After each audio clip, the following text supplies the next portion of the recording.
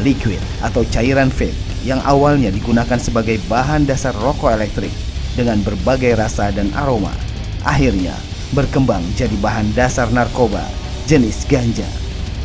Dan tak terkecuali di Indonesia.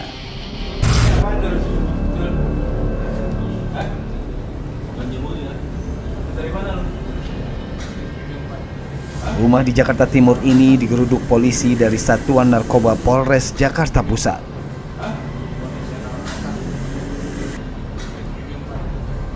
Petugas menaruh curiga jika rumah ini disulap pelaku jadi industri liquid rokok elektrik berbahan dasar ganja.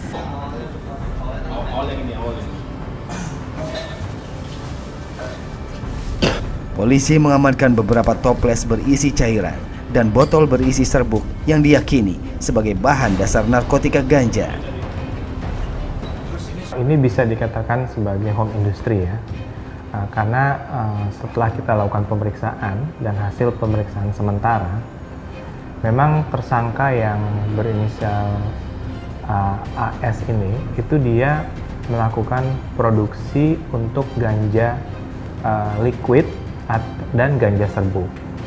Dalam waktu 1 bulan itu dia bisa memproduksi kurang lebih 300 sampai 400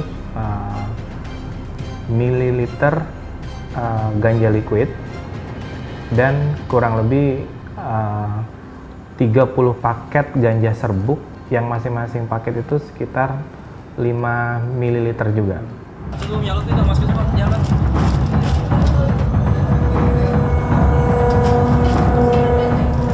Setelah dilakukan pemeriksaan terhadap barang bukti, polisi yakin bahwa semuanya berbahan dasar ganja.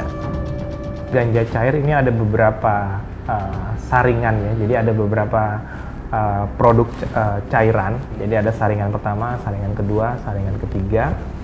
Dan itu untuk saringan pertama yang merupakan hasil akhir dari proses dia membuat ganja liquid itu, yang akhirnya dijadikan campuran vape, itu memang masih dalam proses penelitian di laboratorium BNN. Untuk yang ganja, yang cairan kedua dan ketiga itu sudah dinyatakan positif ganja.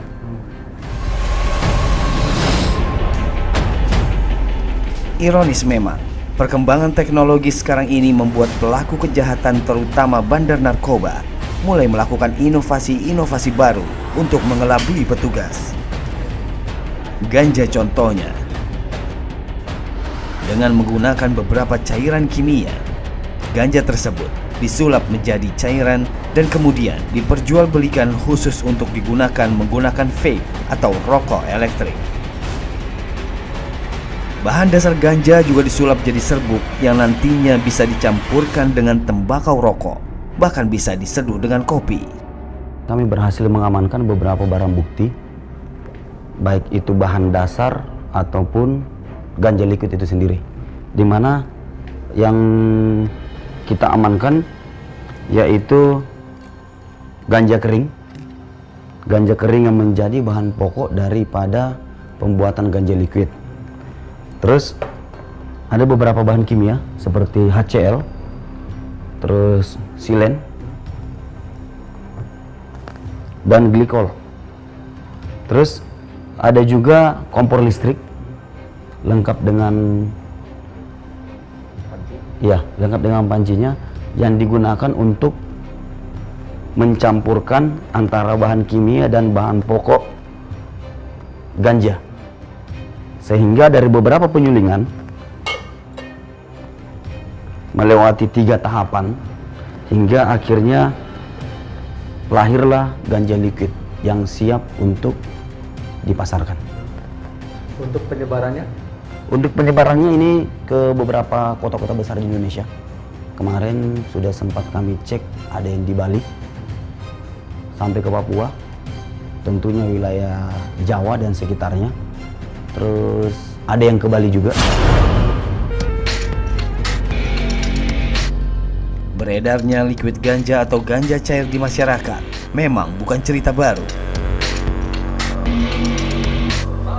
Beberapa tahun belakangan, inovasi adanya liquid ganja ini juga pernah dibongkar oleh pihak kepolisian dari Satuan Narkoba Jakarta Selatan dan Polda Metro Jaya.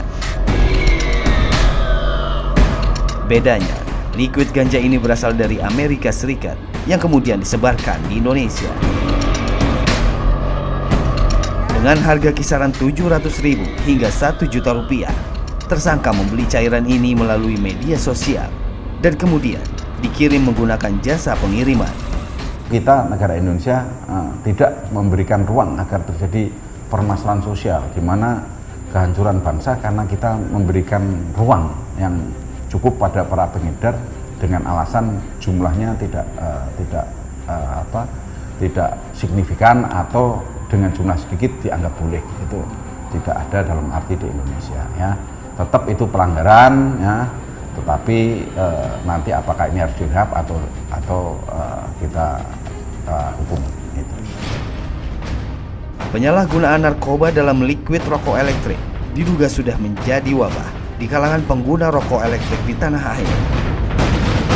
Penjual-penjual liquid vape nakal diduga jadi kaki tangan pengedar narkoba. Saya pun coba buktikan kebenaran itu. Di salah satu sosial media, saya coba komunikasi dengan si penjual.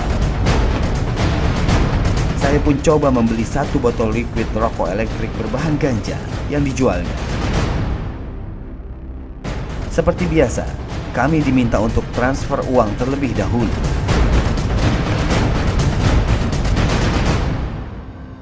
Setelah ditransfer, kami diminta untuk menunggu kabar dari penjual soal lokasi pengambilan barang. Setelah menunggu beberapa jam, ternyata lokasi pengambilan barangnya dipindah, bukan di titik pertama saya janjian.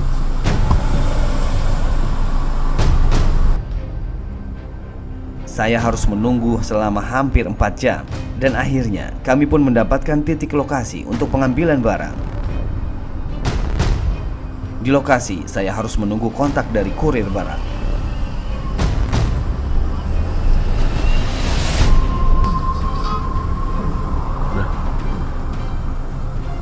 Halo? Ya. Ya, ya. Udah di TKP nih, udah di lokasi nih. Oke, ya. Oke. Terus lu mana ya? Mana ya? Iya, tunggu. Gua ngeliat lu nih. Gua samperin ke sana.